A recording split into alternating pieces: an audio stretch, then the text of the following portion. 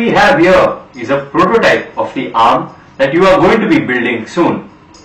This arm has 4 movements or 4 degrees of freedom.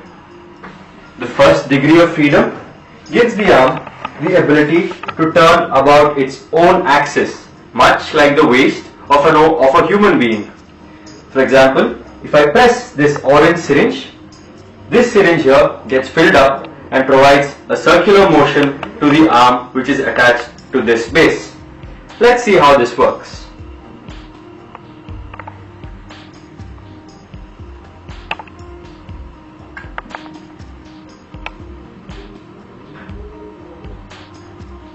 Now, the second motion is much like the shoulder of the human being. This motion provides a lift to the hydraulic arm, allowing it to extend to different heights. Let's see how this works.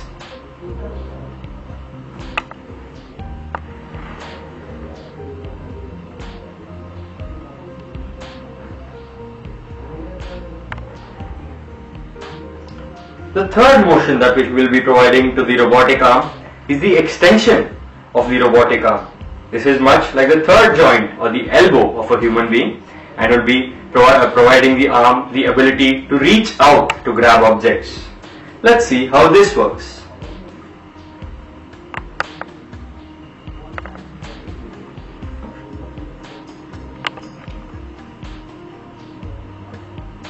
Fourthly, we will be providing the arm the ability to grip objects. This is much like a human being's fingers, and this is attached to the last syringe on my control box.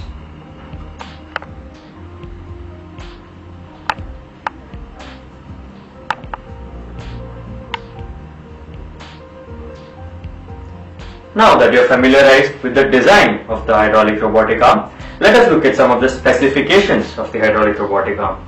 Firstly, each of the syringes here on the control box are 20 ml in capacity, while each of the syringes in the robot are 10 ml in capacity. This implies that if I press this syringe halfway through its maximum length, this syringe is moved through its full length. Hence, it gives me the ability to convert pressure into distance.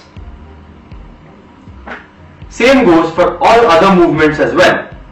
If I use the extender and press the 20 ml syringe halfway through its full length, the extension happens through the full length of the 10 ml syringe. And hence, in this way, by moving my hand a short distance and applying a greater force on the 20 ml syringe, I am able to move the robotic arm a larger distance. These are the specifications of the hydraulic robotic arm. Now let us have a look as to how the arm performs in action. So here today we have an assignment for our hydraulic robotic arm. The arm is supposed to pick up this box here and place it on the X mark. Let us see how the arm performs using all these degrees of freedom that we have given it. First, the arm has already been lifted to a certain height. Next, we'll open the gripper of the arm to enable it to pick up the object. Thirdly, we'll bring the arm back to the height that it requires to pick up the object. Now, the fourth motion we'll be providing to the arm is to close the gripper so that it can grip the object. Fifthly, we lift the arm back up to lift the object very slightly, and we'll move the arm all the way around to the X mark. But now we notice that the arm has fallen a little short of the X mark that is given.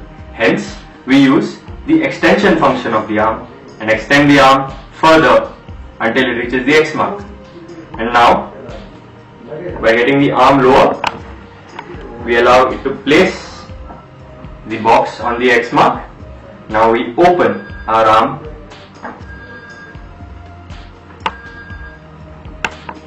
and there you have it. The arm has performed the assignment admirably.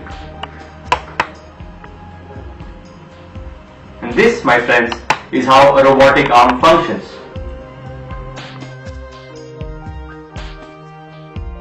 So now I will be attaching the base to the lift mechanism. And to do this, we need 2 screws to hold the base together, one from the bottom and one from the top. So let's just get that done. Yes, this is where the screw lies, and we will get it attached.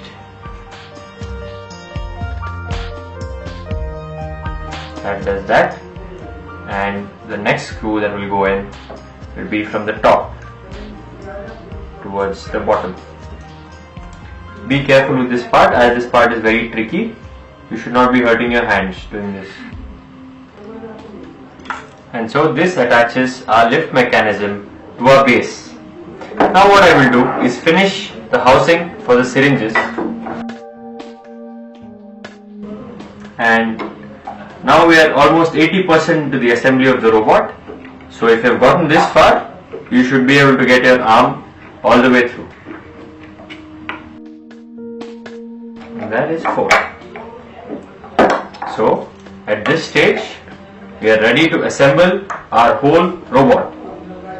From here, I take my lift mechanism and assemble it into my base by aligning the syringes with the holes and pushing until they are tightly sitting in the holes which have been provided for the syringes. So this is how I assemble my lift mechanism, number 1.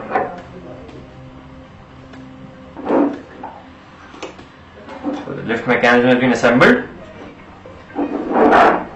Now from here on, my guide rails will get assembled, and along with my extension mechanism.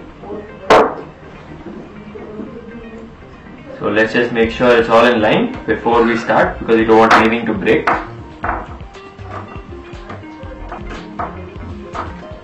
And there you have this mechanism almost done. There it is. And your arm is almost ready for action. The last step is to assemble it on the base, and this part of the disc goes into the part of the base which has been provided for it.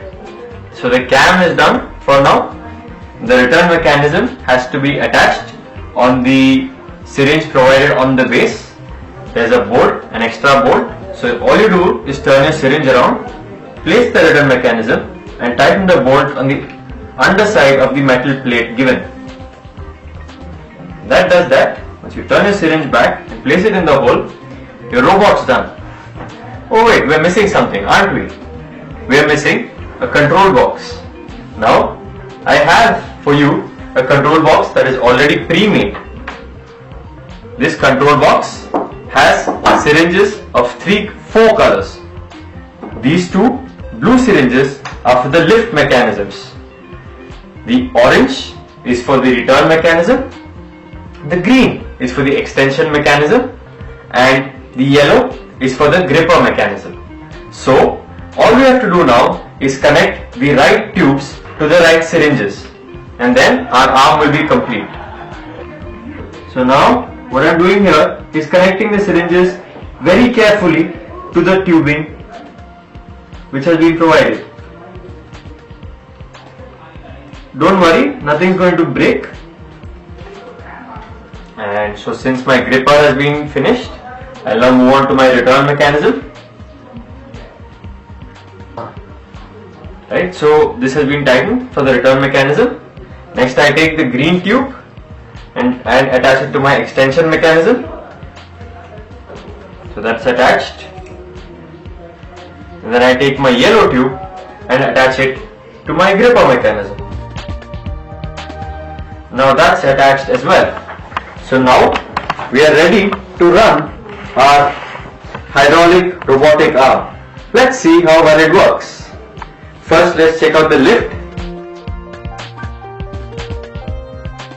Lift seems to be working. It comes back down. Lift is working. Let us check the return mechanism to see whether the arm is turning. The return mechanism works as well. Next, let us check the extension mechanism. That works as well. And last, Let us check the gripper mechanism.